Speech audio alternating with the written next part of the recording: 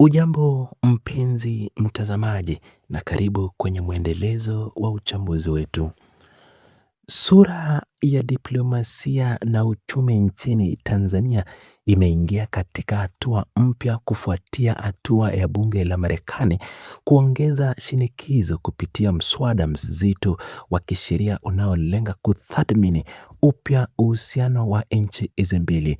Hatua hii inakuja kufuatia madai ya kuendelea kukiukwa kwa haki za binadamu pamoja na dosari zilizoripotiwa katika uchaguzi mkuu uliopita wa mwaka wa 2025 Oktoba tarehe 29.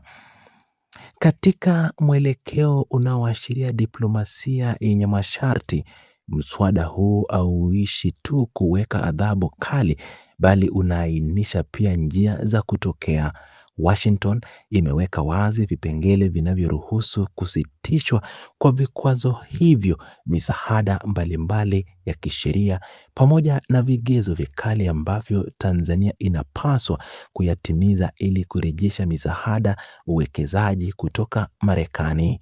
Mswada huu unampa rais wa Marekani mamlaka ya kisheria kusitisha utekelezaji wa vikwazo dhidi ya kiongozi au mtu yeyote aliyewekwa kwenye orodha ya adhabu hiyo iwapo masharti maalum yatatimizwa. Ili hatua hiyo ya kusitisha vikwazo ichukuliwe, rais anapaswa kuwasilisha uthibitisho thabiti na unaoweza kukaguliwa mbele ya kamati husika za bunge la Marekani, akithibitisha vigezo viwili vikuu. Kwanza, ni lazima mhusika huyo awe ameacha kabisa na ashiriki tena katika shughuli zinazosababisha akawekwa ama zilizosababisha akawekwa vikwazo hapo awali, au athibitishe kuchukua hatua kubwa na zinazoweza kuthibitisha katika kukomesha kabisa vitendo hivyo vya ukandamizaji. Pili, rais wa Marekani lazima awe amepokea uhakikisho wa kuaminika kutoka kwa mhusika huyo kwamba atajifunza na kujihusisha tena kwa makusudi na shughuli hizo haramu siku za usoni. Pamoja na msisitizo huo wa kuwajibisha viongozi, mswada huu umeweka wazi misamaha minne ya kisheria na kibinadamu ili kulinda maisha ya raia wa kawaida na kuzingatia sheria za kimataifa ambapo vikwazo hivyo havitaifanya kazi.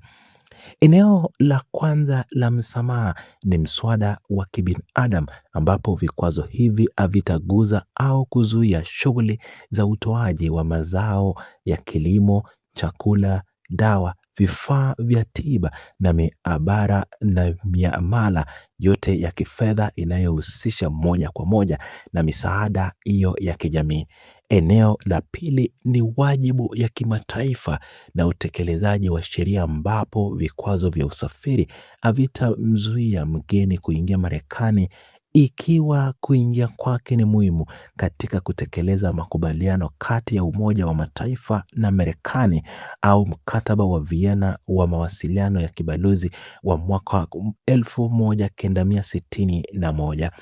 Pia viongozi wanaweza kuruhusiwa kuingia ikiwa uwepo wao unazidi na unasaidia shughuli za kisheria nchini humo. Eneo la tatu linahusu shughuli za kiteknolojia ambapo vikwazo hivi havitaguza shughuli zote za kijasusi zinazoidhinishwa kisheria chini ya sheria la usalama la taifa la Marekani la mwaka 1947. Eneo la nne ni uagizaji wa bidhaa ambapo mswada unafafanua kuwa zuio la mali halitatafsiriwa kama amri ya kuzuia bidhaa za kawaida zinazoagizwa nchini Marekani kutoka mataifa mengine, ikimaanisha malighafi au vifaa vya viwanda. Katika kifungu cha 7 ambacho kinazungumzia marufuku ya misaada na uwekezaji, ndipo penye dhoruba mkubwa ya kiuchumi, kwani kinapinga marufuku utoaji wa fedha au msaada wowote wa serikali ya Marekani kwa taasisi yoyote nchini Tanzania. Maelezo yaliyofungiwa ni pamoja na msaada wa kiusalama kama ulivyofafanuliwa katika sheria ya misaada ya kigeni ya mwaka wa 1961. Pia zuio hilo linajumuisha misaada, rusuku, mikopo au bima kutoka mashirika makubwa ya kifedha ya Marekani, ikiwa ni pamoja na shirika la fedha la kimataifa la maendeleo la Marekani DFC, benki la Export Import na makala ya biashara na maendeleo ya Marekani USDTA. Adhabu hizi inaondolewa tu siku 30 baada ya waziri wa mambo ya nje wa Marekani kuwasilisha uthibitisho mbele ya kamati kuu ya Congress kwamba serikali ya Tanzania imetekeleza mambo manne makuu ya kidemokrasia. Sharti la kwanza ni utekelezaji wa mageuzi makubwa ya uchaguzi yanayohakikisha chaguzi zote zijazo zitakuwa huru, za haki na zenye uwazi kamili. Sharti la pili ni kuvuta kesi zote za kisiasa, kurekebisha umuhimu na hukumu zenye dosari na kuwaachilia huru viongozi wa upinzani na raia waliowekwa kizuizini kwa misingi ya kisiasa, hatua inayoguza pia mwenyekiti wa chama cha Chadema Tundu Antiphas Lissu. Sharti la tatu ni kuchukua hatua za wazi za kuwajibisha maafisa wa serikali na vyombo vya usalama waliohusika na utekaji wa kisiasa na furugu za uchaguzi uliopita wa mwaka 2025. Sharti la nne ni kusitisha vitisho na uadhibu dhidi ya wanahabari, vyombo vya habari na asasi za kiraia nchi kote, ingawa marufuku hizi hazitahusisha misaada ya afya, binadamu na fedha ya kuimarisha demokrasia na utawala bora. Pigo jingine kubwa la kiuchumi lipo katika kifungu cha 4 cha mswada huu ambacho kinazuia kabisa utoaji wa fedha za programu za taasisi za Millennium Challenge Corporation MCC kwa ajili ya miradi mipya ya ushirikiano kati ya Marekani na Tanzania. Ili Tanzania ifunguliwe milango ya hii fedha sasa za maendeleo, bodi ya MCC inapaswa kuwasilisha uthibitisho rasmi mbele ya Congress kwamba serikali ya Tanzania imeonyesha dhamira endelevu na inapimika katika kufuata misingi ya utawala wa haki na demokrasia. Ili kuondoa utata wowote wa kisheria wakati wa utekelezaji, kifungu cha 9 cha mswada huu kinafafanua wazi kuwa kamati husika ya Congress zinazotajwa katika sheria hii ni kamati ya mahusiano ya kigeni na kamati ya bajeti katika baraza la Senate, pamoja na kamati ya mambo za nje na kamati ya bajeti katika baraza la wawakilishi huko Marekani.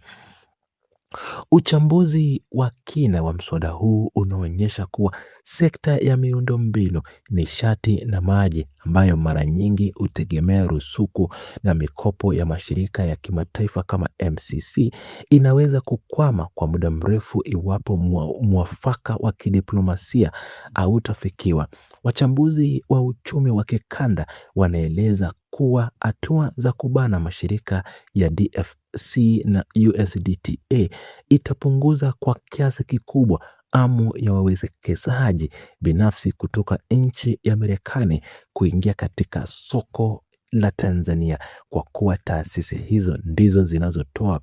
bima ya athari ya kisiasa na uaminifu wa mikopo mikubwa ya kibiashara. Athari hizi zinaweza kusambaa bila katika masoko ya mitaji na kupunguza thamani ya sarafu ya ndani kutokana na hofu ya uhaba wa fedha za kigeni. Katika nyaraka zilizowasilishwa kwenye kamati za Congress, imebainisha kuwa vigezo vya upimaji wa demokrasia vitaruhusisha pia utendaji wa jeshi la polisi na vyombo vya intelijensia wakati wa shughulikia ya mikutano ya hadhara ya maandamano ya vyama vya upinzani, ripoti zinazohitajika kutoka kwa waziri wa mambo za nje wa Marekani zitajumuisha tathmini ya kila robo mwaka kuhusu uhuru wa mahakama nchini Tanzania, hasa katika kesi zinazohusu wanaharakati wa haki za binadamu, waandishi wa habari na vile waandishi wa uchunguzi. Hatua hii inaongeza uzito wa kisheria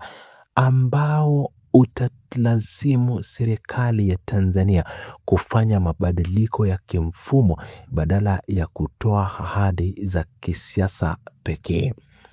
Wakati huo huo, kundi la wabunge wa Congress linalosukuma mswada huu limebainisha kuwa ushirikiano wowote wa kijeshi na mafunzo ya pamoja kati ya jeshi la Marekani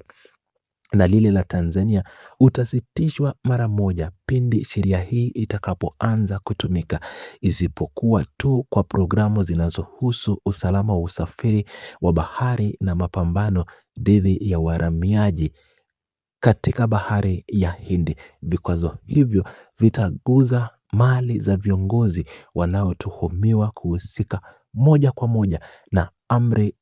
za utekaji, ambapo akaunti zao za benki zilizopo nje ya nchi na mali zao zote zilizopo chini ya mamlaka ya Marekani zitazuiliwa. Mkakati huo unalenga kushinikiza uwajibikaji wa mtu